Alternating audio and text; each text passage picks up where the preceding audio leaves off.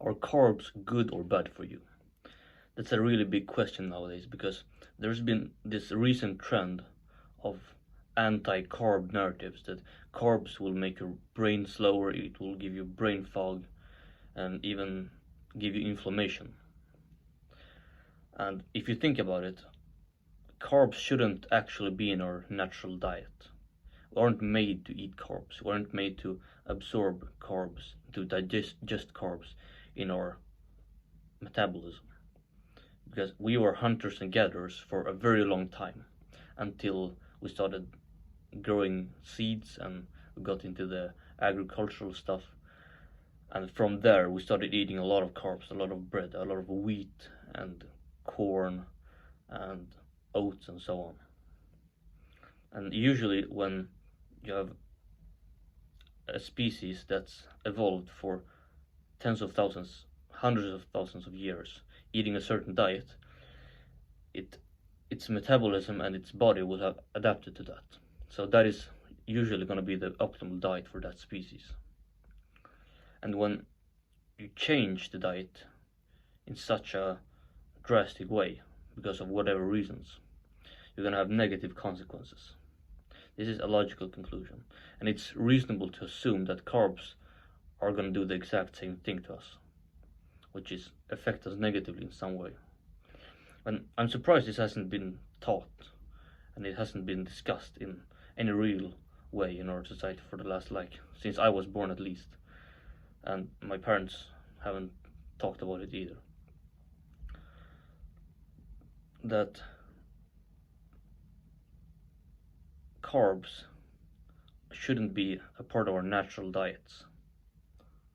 It shouldn't be like, what are we gonna eat today? Meatballs and spaghetti. Like spaghetti, what is spaghetti really?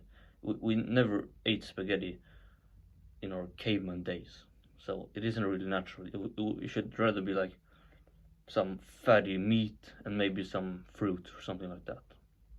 That's what we were made to eat. And I've never heard this being talked about in school, which is like the place that they should be talking about it. They talk about red meat being bad for you, giving you cancer. Cholesterol is obviously bad, even though cholesterol is the substance that your body uses to produce sex hormones. So if you're a girl, then that's estrogen, and if you're a boy or a man, then that's testosterone. So cholesterol is very important. Interestingly, vitamin D is also made from cholesterol. So basically your cholesterol gets to your skin, and then the sun rays come onto it, and then the cholesterol is made into vitamin D. So cholesterol is fundamental for especially our reproductive health and our testosterone levels and so on, our hormones. So for some reason, I'm not going to speculate, I'm not going to make any conspiracy theories here, but for some reason that's being villainized, while carbs should be, if not villainized, at least discussed based on their negative consequences. I just came back from eating a lot of carbs, so I ate some chicken nuggets and rice, which was what we had at home. And I'm on a bulk, even though I'm not getting body fat really, but I'm trying to get bigger at least and stronger. So I have to eat a lot of food because I have a hard time gaining weight. So I ate a lot of rice, and those chicken nuggets, obviously there's a lot more than chicken on them. So yeah, a lot of carbs. And I could immediately, when I sat down to write the bullet points of this video, I could immediately feel the brain fog. I could immediately feel slightly distracted. And this happens all the time. And it's a big problem because our brains is our primary weapon for conquest, or for whatever you want to do. Your muscles are important, of course, but your brain is your most powerful muscle. So how do we balance this? How do we avoid unnecessary brain fog while still being able to bulk up and gain weight, which I'm sure a lot of you are interested in doing? Well, I've seen some people talk about not eating in the morning, eating during in the right time of the day, but there's a lot of things going on, and then you would have to plan out your day perfectly. And even then, the best way to absorb as many calories as possible and as much protein and so on, or calories, I guess we're talking, because we're talking about carbohydrates, is to spread it out during the day. To not just eat, because you can't really, if you just try to eat 3,000 calories of rice in 1 hour, then you're not gonna digest all that. You're not gonna absorb all of those calories. You're just gonna cheat it out. So it should be spread out fairly evenly, at least during the day, maybe 3 to 4 times. And obviously you don't have to get those calories from carbs, but unless you have a lot of money, then the carbs are going to be the most efficient way to get those calories in. I haven't heard of anybody who's on a bulk but doesn't eat carbs. So how do we balance this? My answer is to first bulk up and get to that ideal body weight, that ideal body, and then start eating carbs, because usually it's much easier to just stay and maintain a physique or anything. Like if you've learned a language, it's much easier to maintain the current level you're at than to improve. It's like if you imagine a sword that you want to reshape, you first gotta put a lot of heat onto it so it gets red, and so you can form it, and so you can shape it, and that takes a lot of energy. But if you just want to keep it the way it is, you don't have to do anything. And it's basically the same with your body. So once you get to a certain strength level, a certain muscle mass level, a certain weight in terms of muscle mass, of course, you don't really have to put that much effort into maintaining that. So you don't have to eat as many carbs. You can probably just eat a very limited amount of carbs, and the rest of it you get from proteins and fats, the rest of the calories. And because it's not just about being in a caloric surplus when trying to get bigger, because you're not gonna absorb all of that. So you have to be in more than a caloric surplus, a big surplus, because when you overeat, you're basically telling your body that I'm eating too much, so you don't need to use this, so it's just gonna flush it out. And so you have to eat even more than that. But once you get to that body weight, you don't have to eat nearly as much, and hopefully you can be able to do that without too many carbs. So you want to get your ideal physique in terms of muscle mass, in terms of body fat and so on, and then you want to cut down on the carbs, and then you can focus on other things, and then you don't have to have all this brain fog all the time because of the carbs you're eating. So how do you know what your ideal physique should be? So what I would recommend is that you take this is what I'm gonna do, at least. So I'm like 181, 182 centimeters tall, and I want to get to a little above 80 kilos in body weight. So if any of you watching this if you use the American system, the non-metric system, then I'm gonna tell you the inches and the feet and the pounds as well. So 181, 182, that's like 5'11 and a half, and 80 kilos is 176 pounds. And currently I'm at 76 kilos, which is right around 167, something like that, pounds. So what you will do is you will take and this is just a recommendation, obviously you can do whatever you want, but this is a very good benchmark, and this will get you around 24 to 25 BMI, which at 10-12% body fat, that's really good. You're gonna look really good if you get to that.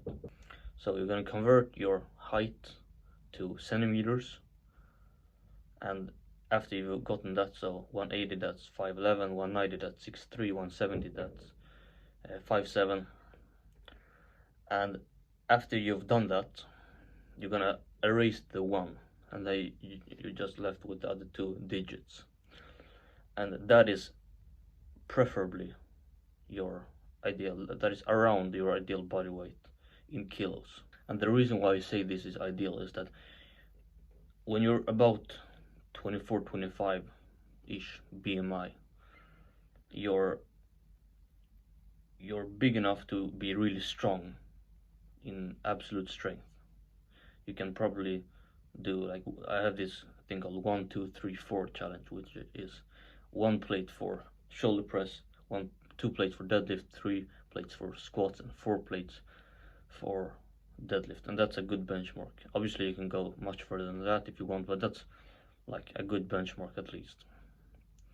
But while at the same time you're lean enough to and strong enough in relationship to your own body weight that you can perform calisthenics, you can run fast, you can, like, you don't have to be like that 180 kilo guy Levin sharing Gatchvili something, and that arm wrestler needs to use an oxygen, needs to be given an oxygen inhalator or whatever it's called, because he can't breathe because his heart can't carry his body weight, so to speak.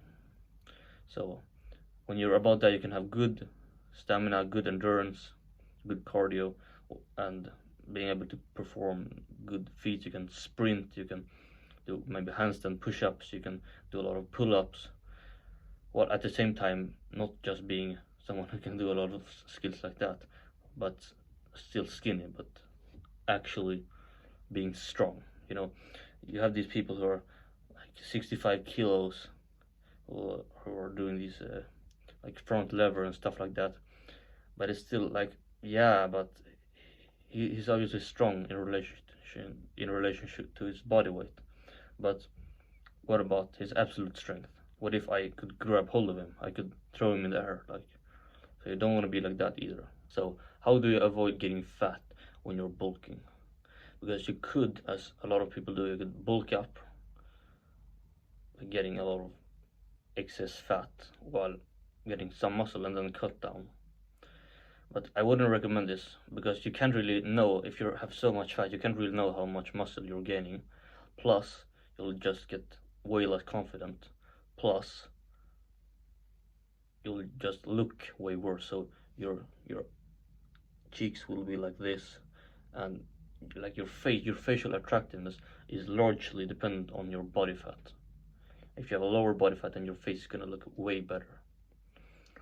And if your face and like your body overall looks worse, which you will do if you take the bulk too far, then people are just gonna respect you less, and you're gonna get other people are gonna get a head start on you.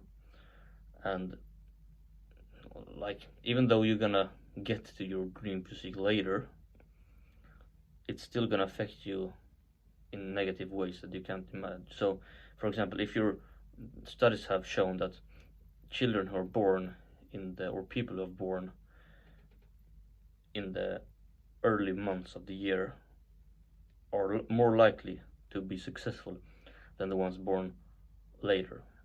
And that's because when they're growing up, a 6-month or a 9-month difference in age is really big when you're growing up, and that will always make you worse than, like, weaker and dumber than the other people. And this will then affect your confidence and your self-image in a way where you always see yourself as worse than other people.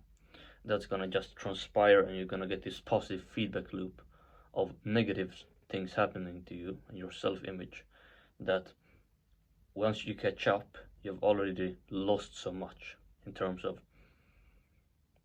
you know, competing against other men. And this is especially true for men. And it's kind of like the same with bulking and taking the bulk too far. Because let's say you're bulking now, and you're gonna take the bulk, you're gonna do 2 years bulk, and then you're gonna cut. But during those 2 years when you're fat, people are gonna treat you way worse, and you're gonna look worse. Your facial attractiveness is gonna go down significantly, and you're just gonna get this big drop in self-confidence and in your self-image. So, and that's gonna affect you even after you've cut down and got in, better looking. It's gonna affect you negatively even then, because of the thoughts that you had in your mind for such a long time. So I wouldn't recommend bulking that way. I would recommend what is called main gaining. So main gaining is maintaining about the same body fat percentage while gaining muscle. So gaining muscle without gaining fat, or at least too much fat. To be honest, the people I see in my age, the guys, at least that's the case for me. I live in Sweden, so I don't see that many guys who are too fat. Maybe they're skinny fat, but not fat. Maybe it's different in the United States if you're watching this from the US. But I just see skinny guys, and there might be some fat guy, some fat boy who is he's playing video games and he's just a loser overall. But with the guys who aren't losers, they're rarely fat, they're more skinny. That's more of the problem. So it's more about training while eating a lot. That's gonna pack on muscle. That's the thing that you do. So what they should do and what you should do, if you're kind of skinny, maybe you don't have visible abs, but you're not fat, at least you're kind of skinny, people might call you skinny fat, then you should focus on getting stronger and bigger and stronger, just that. And don't worry about getting fat, don't worry about getting excess fat. So that's not of a, people overestimate that because they look at themselves in the mirror and think that they're fat, but if your shadow isn't fat, then you're not fat. So when you're gaining muscle, it's very important to put numbers on yourself. And it's very important, people talk about strength and hypertrophy, that if you want to get big and focus on just building muscle, then you shouldn't do lower rep ranges. You should do 10 to 15 reps. And while I understand that, and I understand that it's best for hypertrophy, there is a slight problem with that. That's that if you go for these high rep ranges, then it's going to be way harder to track and to do progressive overload, because a lot of the times what happens is that your cardio is just bad, or maybe it's your grip strength when you're doing pull-ups or something else, some limiting factor. And so what happened to me was I was doing lateral raises, and I hadn't been doing them for a long time, and I couldn't seem to progress because I was doing 15 reps, and then I paused for 10 seconds and did 5 reps more, and then I held them statically for another 25 seconds, and then I did that twice. And I was doing 6 to 7 kilos in each hand, and then because I tried 10 kilos sometimes, and I couldn't barely move them. And then I just started, I said let's just pick 8 kilos, and it doesn't matter how many I got. So instead of doing 15 and a lot of high reps, I just did 8 or 10 with 8 kilos. And it got me much stronger, and before I knew it, I could do the same thing with 10 kilos. And now 10 kilos those weights are just as easy as 6 or 7 kilos was before for me. So working on those lower rep ranges, I would say between 6 and 8, something like that.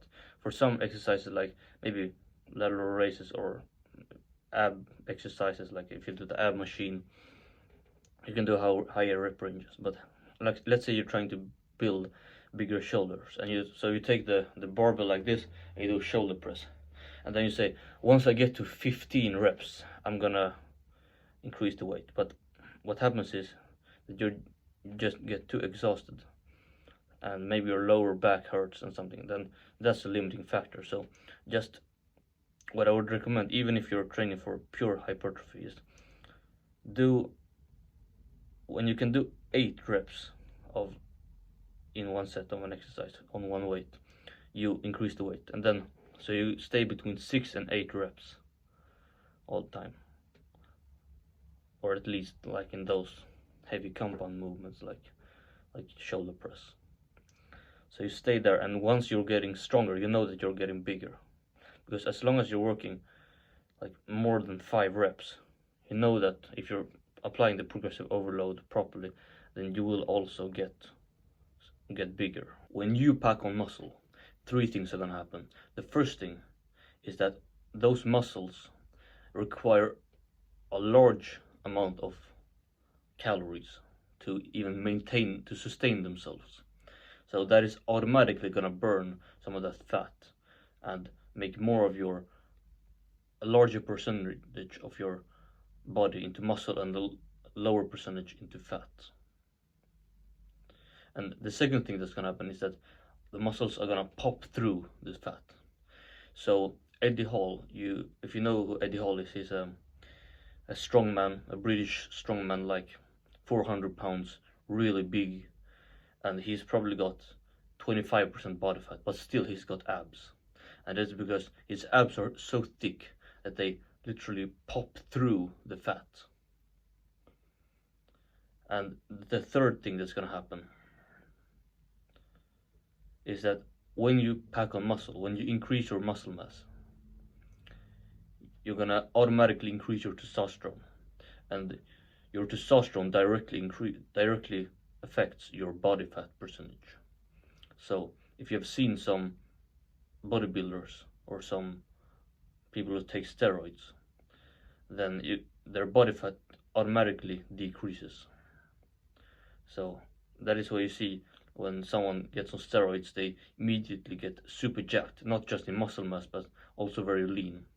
That's because leanness is a byproduct of testosterone. And if you don't believe me, think about it this way: women have way lower testosterone than men have, and they also have way higher body fat naturally. It's very hard for a woman to go single digit body fat. It's basically impossible without killing herself.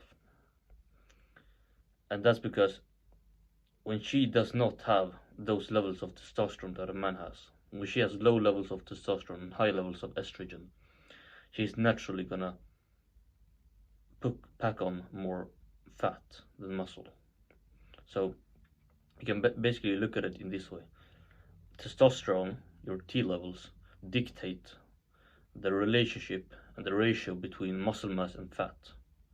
So just by working out and building muscle, you're gonna lose fat if everything else stays equal.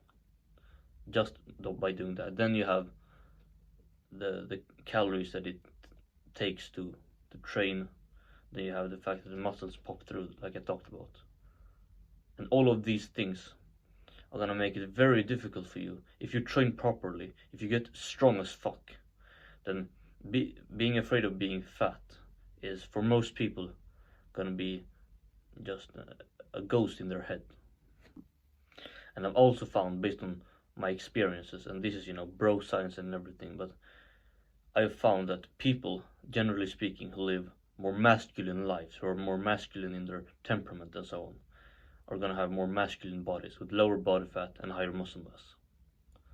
So if you think about ancient warriors, do you think the Spartan warriors, when they were battling each other, training for the upcoming war, do you think they were thinking about calories or body fat or anything like that? No, they just lived a very masculine way. So just by thinking, just by changing your mindset, you can actually change your body composition. Your body is very smart, and if you can find the right way to tell it what to do, then it will obey.